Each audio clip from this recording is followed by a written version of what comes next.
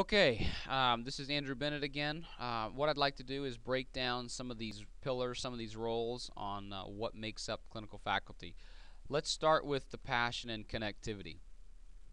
What was it about the Beatles that would pack out their theaters and the stadiums that drew such a crowd? Um, it was their passion for music, their passion for love and for life, and their ability to connect with the individual listener. Our role as clinical faculty is really no different. Although we may be a little less musically inclined, we have the need to be able to be connected and understand these interns, to get inside their heads a bit. And I don't mean that in a psychology sense, I mean that inside of a servant sense. How can I understand you? How can I, why do I need to teach intern A differently than intern B? Why does comments to intern B need to be very uh, descriptive and very consistent versus intern A really doesn't require nor need a lot from me, but they need consistent affirmation. They need to know they're on track. They want to do it themselves, but they're looking back, wanting the nods of affirmation. So just sort of understand a little bit and the ability to connect. Now, on Moodle, in the Clinical Excellence Network, the faculty resources, if you look at this passion and connectivity resources, um, I've put in a couple of things that have been helpful for me. For example, understanding their communication styles.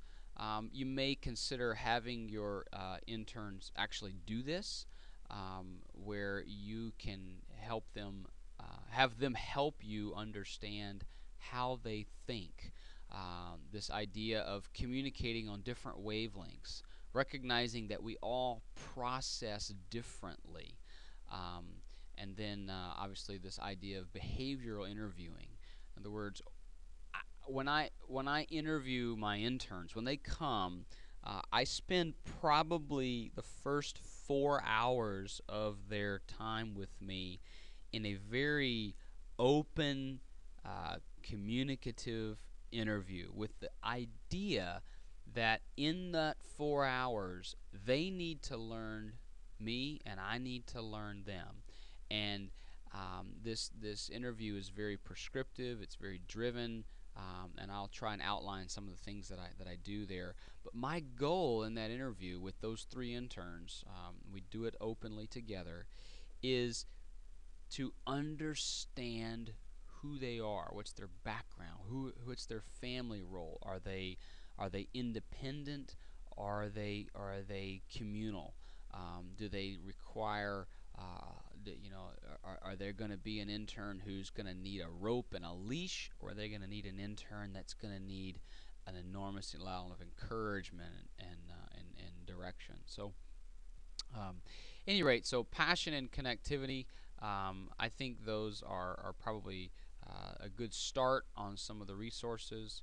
Um, Again, I don't have a lot to yet on how to connect with the patients, but I do want to just pause and really just give you an idea on some of the ways that I try to connect with the patient in that interview.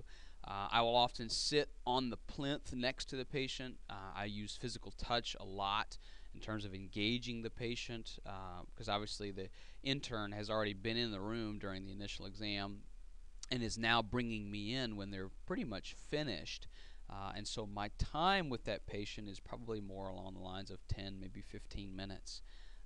But during that time, needing to really to learn who this patient is, I try to use a lot of the patient's words in their responses. Um, Ask the patient, is that right? Is that that's what the intern is saying, but did he capture that correctly? Was there anything else that you felt like I needed to know before we move forward? Those kinds of things.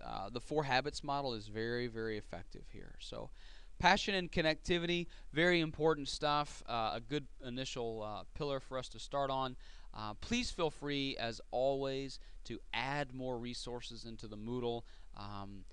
This is something that I think is going to be a very powerful group of people as we collectively try to build the next generation of physical therapists.